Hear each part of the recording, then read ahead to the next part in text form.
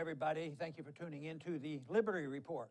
With me today is Daniel McAdams, our co-host. Daniel, good to see you. Good morning, Dr. Paul. Very good. Today, I'd like to talk about the Middle East. We've talked about it in the past a few times. But there's some things in the news now that we should pay attention to. There was a recent meeting between Putin and Netanyahu, and they've had several meetings, and it's an important association, especially for Israel and for the Middle East, because everybody has their interests.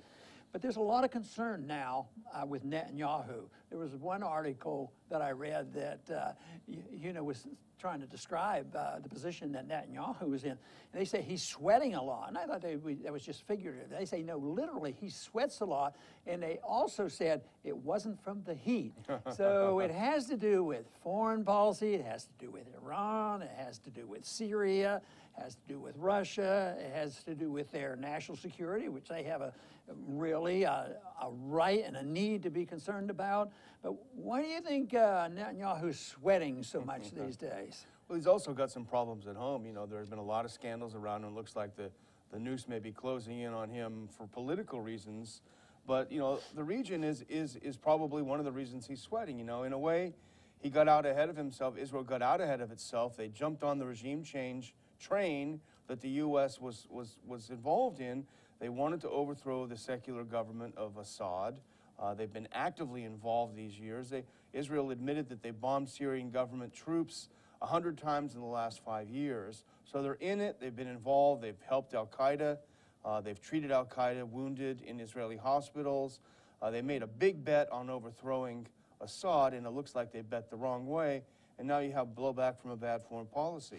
One of the positions I've taken over the years, even in the debates, was that the charges made against non-intervention was that it was anti-Israel. And I took the position that no, recognizing their national sovereignty, not dealing with them, let them deal with what they have to do for their national security, and they would be better off. So that I made a sort of a prediction that in time, the policy of intervention by us might end up hurting Israel. And if you look at it right now, they have a legitimate complaint about what's happening, but some of it is of their own doing. And it's sort of the backfiring of our policy. We're over there intervening, and right now, Iraq war turned out, and we've mentioned this so many times on the program, that the war benefited the Iranians because it's a Shiite country now, and before there was a different type of stability, but the need to get rid of Saddam Hussein because he was going to bomb us with a nuclear weapon, all the lies they told, has backfired. But we've been involved in Yemen and Iran. They have dealings together, and evidently there's some volunteers from Yemen and Lebanon that goes up and helps in Syria. But the big concern that I think I sense here, and what Netanyahu is complaining about or concerned about, he probably has a right to complain, I guess, but it is the fact that Iran wants to have a military presence after the dust settles. And most people are assuming the war is over, and maybe it is, but there's still a long way to go. Assad only has control about half of his country, and Putin recognized that Iran was helpful, in achieving this, but Iran wants to have a military presence there, and which means that that would, reasonably be a concern for Israel and Netanyahu, and I think that's they're a big beef. But I don't know how they're going to settle this, because I don't think Israel is likely to go on its own militarily. They have in the past, and they threaten that, but that would be some deal. I don't think it would work very well. But I think it's another example. You mentioned, getting rid of Assad was our position, Israel's position, and now it's a mess, and we've suffered from it. The Syrian people suffered from it. Now Israel saying, hey, we don't like the way this turned out. So it's once again another point that if they pay attention to, they would say, hey, you know, maybe there's something to this non-interventionist foreign policy, not only for the United States, but maybe for other countries as well. Maybe that is not the best way to provide national security for themselves. Yeah, and it's understandable that in a way that Iran would want something when the dust settled. They've expended a lot of treasure, they've expended a lot of blood in keeping the radical Sunni jihadists from taking over Syria. It's a little bit ironic because after the '67 war, when the dust settled, Israel grabbed a big hunk of Syria and wants to call it its own. So, of course, it's okay if they do it, but Iran shouldn't have the right to do it. But, you know, it also shows, I think, the folly of an interventionist foreign policy, as you said, because I don't think anyone disputes that Israel has a very strong influence in the U.S. Congress. You see resolutions passed all the time in favor of Israel. So Congress, I think, is very clearly pro-Israel when it comes to this. But the U.S. interventionism, when it acts, it always ends up, as you point out, being bad for Israel, you know, in Iraq, in Syria, and elsewhere. So they talk the talk, but when they start to walk the walk, they end up messing the whole thing up and muddling the whole thing up. Yes, and there's no signs that this is going to change. They're sort of stymied over the whole thing because there's no easy solution for this. And yet it was of their own making. But it would be a tough decision for some to decide what to do, you know, if there's a lot more fighting. And there's already been, Israel's already been doing some shooting over there in Syria. They've been very much involved. So the argument that, well, Iran shouldn't have participated anyway and helped in any way, well, maybe Israel shouldn't have, and maybe we shouldn't have. And maybe better. Maybe Syrians should have picked and choose who should come in and preserve the integrity of their country. Yeah, and it's, you know, it is a mess now. And the main thing that we're hearing now in the media is, and this is what Netanyahu, I think, talked to Putin about, is a land corridor that would extend from Israel all the way up through Lebanon. And it's, of course, the media is playing that up as well, the biggest prize for Iran. But really, there is already a de facto land corridor. That's the whole reason that Iran is able to operate in Syria. It's able to move troops back. So I think, in a way, he's playing this up a little bit. He's trying to get sympathy. But I can't imagine, I can imagine Putin being in a very difficult position because obviously they've had traditionally very good relations with Israel. I know that Putin wants to continue those good relations, but at the same time he's going to have to push back a little bit against the Israeli threats on Syria because they've also expended a lot of money, a lot of political capital, and a lot of blood even in it. Yeah, but was there justification for the concern that Israel had before 2011 when they joined us in getting rid of Assad? Assad wasn't their best friends, but Assad wasn't about to invade Israel, but it was still, they thought, in their best interest to participate in getting rid of Assad. Well, that's the problem with regime change. It doesn't work out always the way you want, and oftentimes it works out a lot worse. Look at Libya and et cetera. But they thought they wanted to get rid of Assad, even though he was a secular leader, but they did support the Palestinian rights, and Israel didn't like that. They did want their land back in the Golan Heights, and Israel wasn't too keen about that. So they took a gamble, I think. They took a gamble on overthrowing him, hoping something better would come along. You know, it really hasn't turned out that much better for them.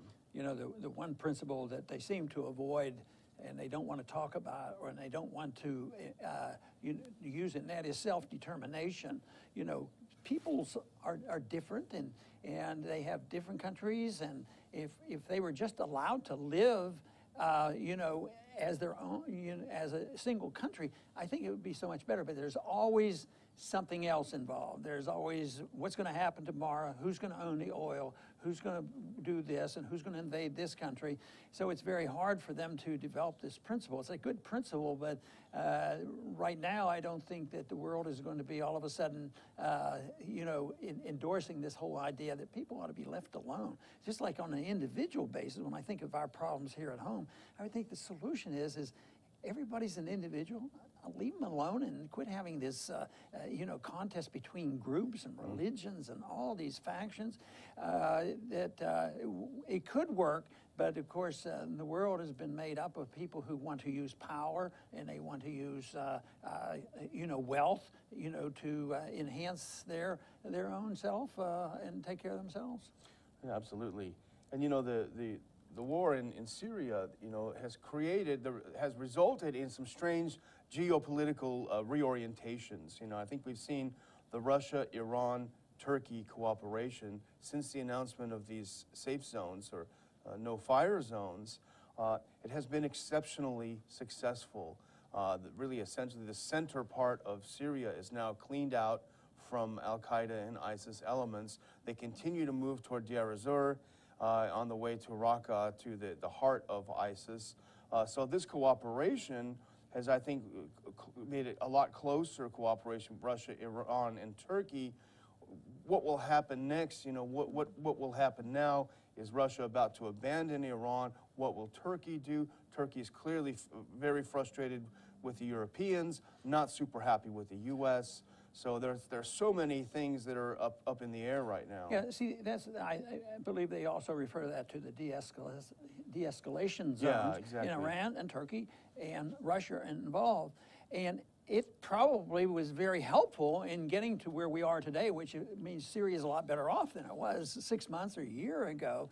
But when Israel looks at this, they see it differently. Well, yes, fine and dandy, that might be better for Syria, but we don't like those Iranians being, you know, nearby here, so we don't want to endorse this. And this is their big concern. And once again, they're looking to, they're anticipating what might happen in the future, exactly what they did in 2011. So they thought good things would come of it, and they obviously supported our, you know, our invasion of Iraq, and we were sort of fighting their wars, and also our position against Iran over the years has been a position that has been tough on Iran. And matter of fact, they're probably happy with Trump. Trump speaks tough on Iran. It doesn't seem like Trump is in a very good position to take Israel's position in Syria. Maybe elsewhere, and he will. He's not ever going to be anti-Israel, but he'd have a tough time, you know, taking Israel's position and say, yes, we're there, and we do work with the Russians, and we talk to them, but we'll have this peace, but we're going to send all the Iranians back home, and they're not allowed to participate, and if they do, we'll put on sanctions. Yeah. Well, that's what happens when you take a foreign policy gamble and you lose. You know, we thought we could change the regime. We didn't, so there's a lot less influence there than we could have had. I did find it also a little bit ironic, but here's Netanyahu talking to Putin, and in the talk, he's threatening Syria, and here's what he says while he's threatening Syria. We do not forget for 1 minute that Iran continues to threaten Israel's destruction every day, as he's threatening there. But the thing, and we've noted this several times, that you know, Iran is certainly not the perfect government. It's probably not a place we would like to live. However, after Israel, it's the home to the largest amount of Jews in the Middle East.